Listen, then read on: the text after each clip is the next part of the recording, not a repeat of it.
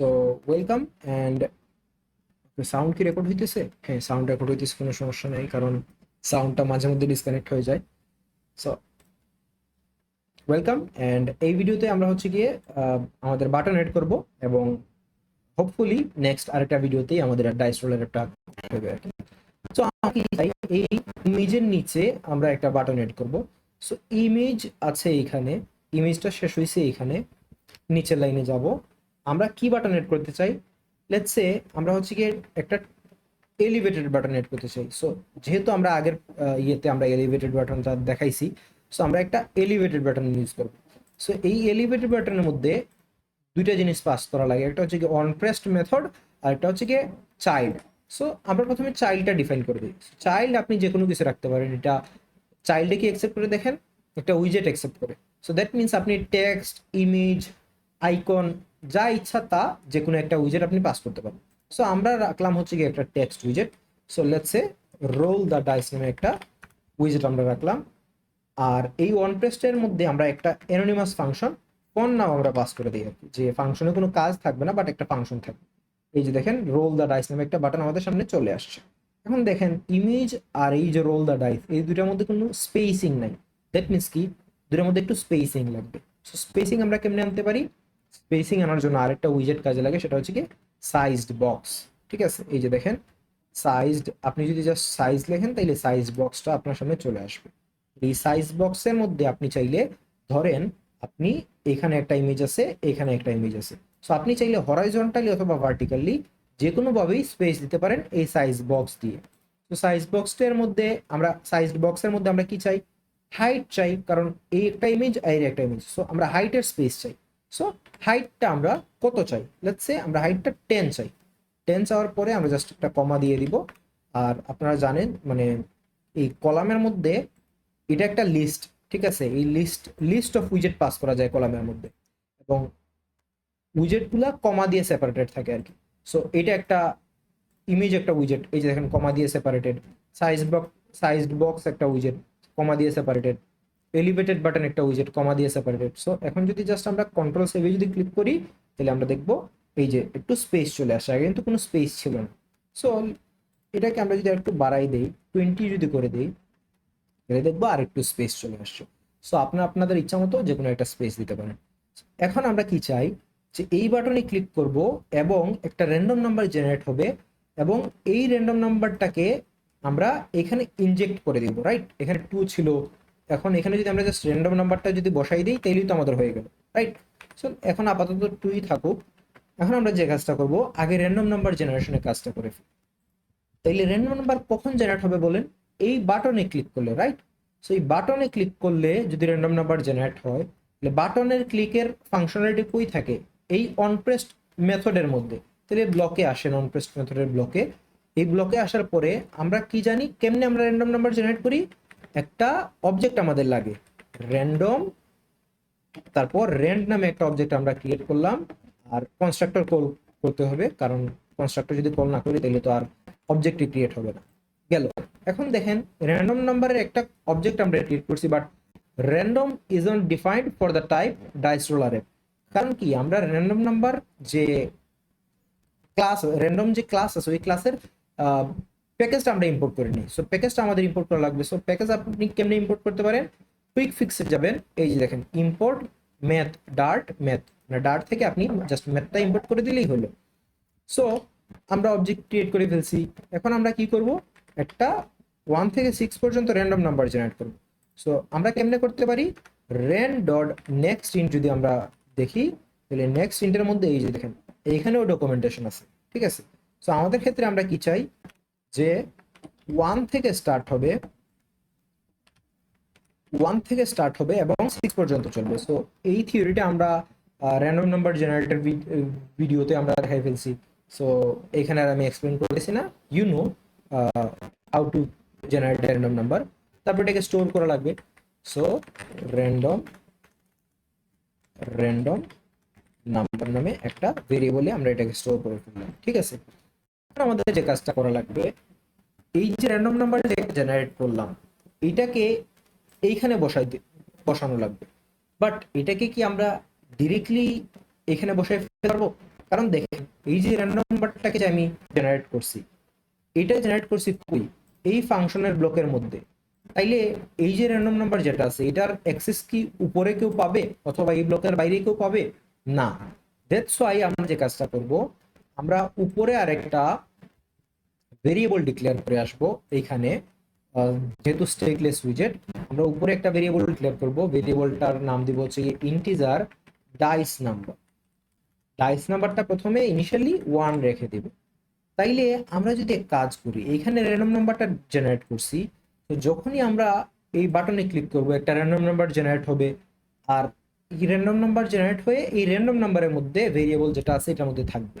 তাহলে আমরা যদি এক কাজ করি, এই যে ডাইস নাম্বার যেটা আছে, এই ডাইস নাম্বার তো ইনিশিয়ালি 1, এই ডাইস নাম্বারে যদি আমরা এই র্যান্ডম নাম্বারটাকে যদি রেখে দিই, তাইলে কি হবে, যখনই র্যান্ডম নাম্বার জেনারেট হইতেছে ডাইস নাম্বার চেঞ্জ হইতেছে। তাইলে আমরা এক কাজ করি, যদি এই ডাইস নাম্বার তো সবার উপরে আছে, দ্যাট মিন্স কি, আচ্ছা দেখেন এখানে একটা এরর আসতেছে, can't define a const constructor, একটু উপরে যাই, can't define a const constructor for a class with non final fields. তার মানে কি, দেখেন আমি এখানে একটা ইন্টিজার ডিক্লেয়ার করছি যেটা হচ্ছে গিয়ে নন ফাইনাল। তো যেহেতু একটা নন ফাইনাল জিনিস ডিক্লেয়ার করতেছি, দ্যাট মিন্স কি, এই ভ্যালুটা প্রত্যেকবারে চেঞ্জ হবে। যদি এই ভ্যালুটা যদি প্রত্যেকবারে চেঞ্জ হয়, তাইলে কি এই যে কনস্ট্রাক্টর যেটা আছে, মানে এই যে পুরো ক্লাসটা যেটা আছে, এই ক্লাসটা কি কনস্ট হইতে পারবে না? কারণ কি, এই ক্লাসের ভেরিয়েবলগুলো চেঞ্জ হইতেছে, দ্যাটস ওয়াই এটা কনস্ট হইতে পারবে না। So we have to remove the const. So আমরা কনস্টটা রিমুভ করে ফেললাম, ভালো কথা, কনস্ট রিমুভ হইলো। এখন যখনই র্যান্ডম নাম্বার জেনারেট হইতেছে ডাইস নাম্বার চেঞ্জ হইতেছে, এবং ডাইস নাম্বারের অ্যাক্সেস যেহেতু সবার উপরে, দ্যাট মিন্স সবাই পাবে। সো আমরা যদি জাস্ট এখানে স্ট্রিং ইন্টারপোলেশনের মাধ্যমে ডাইস নাম্বারটা যদি বসাই দেই, তাইলেই তো হইলো।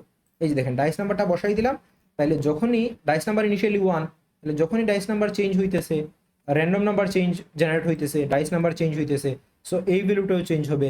সো থিওরিটিক্যালি আমাদের এখন কি পাওয়া উচিত, এই বাটনে ক্লিক করলে ডাইসটা চেঞ্জ হওয়া উচিত। কারণ কি, দেখেন যে প্রত্যেকটা ইমেজের চেঞ্জ কোথায়, জাস্ট এই 1-2তেই। দ্যাট মিনস এই ডাইস নাম্বার চেঞ্জ হওয়া মানে আমাদের ইমেজ চেঞ্জ হওয়া। ঠিক আছে, আমরা কি জানি, যে পাথ দিব সেই পাথই দেখাবে। That means dice number change হয় মানে ইমেজ চেঞ্জ হওয়া। এখন আমরা ক্লিক করে দে, আচ্ছা আগে তো হট রিলোড অথবা হট রিস্টার্ট করতে হবে, সো হট রিলোড করি, বললাম, ভালো কথা। এখন বাটনে ক্লিক করি, দেখি চেঞ্জ হয় নাকি।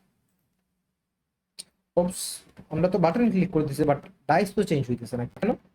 আচ্ছা, প্রথমে আমরা আগে দেখি, এই যে অন পেস্টে গেলাম, যখনই এরকম কোনো সমস্যা আসবে তখনই আপনারা দেখবেন যে আগে প্রিন্টটা ইউজ করবেন, যে দেখবেন আপনারা যে ভ্যালুটা চাইতেছেন ওই ভ্যালুটা আসতেছে কিনা। So let's print the dice number. আগে আমরা যেহেতু ডাইস নাম্বারের কারণে আমাদের ইমেজটা চেঞ্জ হইতেছে, সো দেখি যে ডাইস নাম্বারটা চেঞ্জ হইতেছে কিনা। ওকে, সো এখন যদি জাস্ট হট রিলোডে যদি ক্লিক করি, তারপর আমরা ডিবাগ কনসোলে তো অলরেডি আসি, এখন যদি জাস্ট আমি রোল দ্য ডাইসে ক্লিক করি, তাহলে যে দেখেন 3 প্রিন্ট হইল, 2 প্রিন্ট হইল, 1 প্রিন্ট হইল। দ্যাট মিনস কি, ডাইস নাম্বার ঠিকই চেঞ্জ হইতেছে কিন্তু ইমেজ চেঞ্জ হইতেছে না। কেন ইমেজ চেঞ্জ হইতেছে না বলেন তো? এখন একটু বলি, এই যে দেখেন, এই যে ইমেজ চেঞ্জ হবে, ইমেজ যদি চেঞ্জ হয় তখন কি বলেন তো? প্রথমে আমি যখন আমার কাউন্টার অ্যাপের যে ভিডিও ছিল, ওই ভিডিওতে আমি স্টেটলেস এবং স্টেটফুল উইজেট নিয়ে কথাবার্তা বলছিলাম। সো স্টেটলেস উইজেট এবং স্টেটফুল উইজেট আমরা কখন ইউজ করি? স্টেটলেস উইজেট ইউজ করি যখন কোনো উইজেটে চেঞ্জ আসে না, তখন আমরা স্টেটলেস উইজেট ইউজ করি। ধরেন আমার এই যে টোটাল যে স্ক্রিন, এই স্ক্রিনের মধ্যে যদি কোনো উইজেটের চেঞ্জ হইতে না হয় ওভার দ্য টাইম, তখন আমরা স্টেটলেস উইজেট ইউজ করি। বাট এই যে আমাদের ডাইসোলার অ্যাপ, এই অ্যাপে কি চেঞ্জ হইতেছে? এই ইমেজ চেঞ্জ হইতেছে, আর তো কোনো জিনিস চেঞ্জ হইতেছে না। দ্যাট মিনস আমরা কি এখানে স্টেটলেস উইজেট ইউজ করতে পারবো না? আমাদের এখানে ইউজ করতে হবে স্টেটফুল উইজেট। তাইলে এই স্টেটলেস উইজেটটাকে আগে স্টেটফুল উইজেট বানাই। সো এই স্টেটলেস উইজেটকে আমরা কেমনে স্টেটফুল উইজেট বানাবো? জাস্ট স্টেটলেস উইজেটের উপরে যাব, রাইট ক্লিক করব, রিফ্যাক্টরে যাব, কনভার্ট টু স্টেটফুল উইজেট। সো এখন আমাদের স্টেটফুল উইজেট হয়ে গেল। এখন আমাদের তো ইমেজটা চেঞ্জ হওয়ার কথা, রাইট? এখন দেখি চেঞ্জ হয় নাকি। হট রিলোডে ক্লিক করলাম, বাটনে ক্লিক করলাম, এখনো চেঞ্জ হইতেছে না। বাট চেঞ্জ তো হইতেছে না, ঠিক আছে, কিন্তু এই ডাইস নাম্বারটা কি চেঞ্জ হইতেছে দেখি তো একটু। প্রিন্ট ডাইস নাম্বার এন্ড আমি জাস্ট সেমিকোলন দেই। এখন যদি জাস্ট হট রিলোড করি, এখন দেখেন ডাইস নাম্বার ঠিকই চেঞ্জ হইতেছে। এই যে দেখেন ডাইস নাম্বার কিন্তু র্যান্ডমলি আসতেছে, কিন্তু সমস্যা যেটা হইলো যে আমাদের ইমেজ চেঞ্জ হইতেছে না। কেন ইমেজ চেঞ্জ হইতেছে না বলেন তো? ইমেজ চেঞ্জ হওয়ার জন্য কি করা লাগে বলেন? এই যে উইজেট, এই যে এখানে যে এত উইজেট, এই যে অ্যাপ বার, এই যে বাটন, এই যে ইমেজ, এই সবগুলা রেন্ডার কে করে বলেন? এই সবগুলা রেন্ডার করে হচ্ছে কি এই বিল্ড মেথড। এখন আমি এই বাটনে ক্লিক করতেছি, দ্যাট মিন্স কি হচ্ছে, এই অন প্রেসড মেথডের মধ্যে যে কাজগুলো আছে এই কাজগুলো হইতেছে, কিন্তু এই বিল্ড মেথডকে কি আমি আবারও কল করছি? না, এই বিল্ড মেথড একবারই কিন্তু কল হয়েছে, এরপরে কিন্তু এই বিল্ড মেথড আর কল হয় নাই। ঠিক আছে, এই জন্য আমার যে কাজটা করতে হবে, এই বিল্ড মেথডকে আবার কল করাইতে হবে। কারণ কি, আমার ইমেজ চেঞ্জ হইতেছে, এখন বিল্ড মেথডটা আর জানে না যে আমার ইমেজ চেঞ্জ হয়েছে। এখন বিল্ড মেথডকে জানাইতে হবে যে আমার ইমেজ চেঞ্জ হয়েছে, তুমি আবার রিরেন্ডার করো স্ক্রিনটাকে। এখন তুমি আবার রিরেন্ডার করো স্ক্রিনটাকে, এই জিনিসটা আমরা বিল্ড মেথডকে কেমনে জানাবো? এই জিনিসটা জানানোর জন্য আমাদের যে কাজটা করতে হয় সেটা হচ্ছে গিয়ে সেট স্টেট একটা মেথড আছে, এবং এইটা কেবলমাত্র এই সেট স্টেট যে মেথডটা আছে, এই সেট স্টেট মেথডটা কেবলমাত্র আপনারা স্টেটফুল উইজেটের মধ্যেই পাবেন। কারণ কি, স্টেটফুল উইজেটের মধ্যে স্ক্রিন চেঞ্জ হয়, অন্য কোনো উইজেটে স্ক্রিন চেঞ্জ হয় না। সো স্ক্রিন চেঞ্জ হইলে বিল্ড মেথড আবার রান করাইতে হয়, দ্যাটস ওয়াই স্টেটফুল উইজেটের মধ্যেই কেবলমাত্র সেট স্টেট মেথডটা থাকে। এই যে দেখেন সেট স্টেট মেথডটা যদি আমি জাস্ট কল করি, তাইলে আমার কি হবে, এই সেট স্টেট মেথড কল হওয়া মানে কি, এই বিল্ড মেথড আবারও রান হবে। সো এই বিল্ড মেথড আবার রান হওয়া মানে কি, এই যে ওজি ডাইস রোলার আছে, এই ইমেজ আছে, এই রোল দ্য ডাইস আছে, সবগুলা আবার নতুন করে রিরেন্ডার হবে। তাইলে নতুন করে যদি রিরেন্ডার হয়, প্রথমে যখন ইনিশিয়ালি ডাইসের নাম্বার 1 ছিল, ভালো কথা, তখন এই 1 নাম্বার ডাইসটা শো করতেছিল, বাট রোল দ্য ডাইসে যখন আমি ক্লিক করছি, তখন আমার ডাইস নাম্বার চেঞ্জ হয়ে র্যান্ডম একটা নাম্বার হয়ে গেছে, 3 হয়ে গেছে। তাহলে ডাইস নাম্বার 3 হয়ে গেল। এখন ডাইস নাম্বার যদি 3 হয়ে যায়, তারপর আমি কি করছি, এই বিল্ড মেথডকে আবার কল করছি। তাহলে বিল্ড মেথডকে যদি আমি আবারও কল করি, তাহলে এই বিল্ড মেথড আবার আসবে, আইসা এইখানে দেখবে যে একটা ইমেজ রেন্ডার করা লাগতেছে, এবং ডাইস 3 এখানে আছে, ডাইস নাম্বার যেহেতু 3, সো ডাইস 3 এখানে আছে, তাইলে 1 কি আর থাকবে না, 1 চেঞ্জ হয়ে 3 হয়ে যাবে। ঠিক আছে, সো এখন যদি জাস্ট আমি হট রিলোডে ক্লিক করি, এবং আমাদের সবগুলা কোড মানে এফেক্টিভ যদি হয়ে যায়, এবং আমি যদি জাস্ট বাটনে ক্লিক করি, তাইলে এই যে দেখবো প্রথমে 3 চলে আসছে, যদিও কোইন্সিডেন্টলি আই ডিডন্ট নো যে 3 আসবে। এরপরে আবারও যদি ক্লিক করি, দেখেন আবারও 3 আসছে। ঠিক আছে, এরপর যদি আবার ক্লিক করি, দেখেন আবারও 3 আসছে। আবার ক্লিক করি, এই যে দেখেন এখন কিন্তু 1 আসছে, এই যে দেখেন 1 নাম্বার ডাইস আসছে, এই যে দেখেন 6 আসছে, এই যে 5 আসছে, আবারও কিন্তু 5 আসছে, এই যে দেখেন 5 দুইবার চলে আসছে। সো এই যে 6 আসছে, 4 আসছে, 3 আসছে, 1 আসছে, 2 কেন আসছে দেখি, এই যে 2 আসছে। ঠিক আছে, সো আমাদের একটা perfect dice roller app already ready হয়ে গেল। সো যদিও আমাদের অ্যাপটা রেডি, বাট আমাদের আরো কিছু সেকশন এখনো বাকি। আমরা টেক্সট বাটন দেখবো, আউটলাইন্ড বাটন দেখবো, এবং এই অ্যাপের ডিজাইনটা আর একটু চেঞ্জ করবো আর কি। So see you in the next video.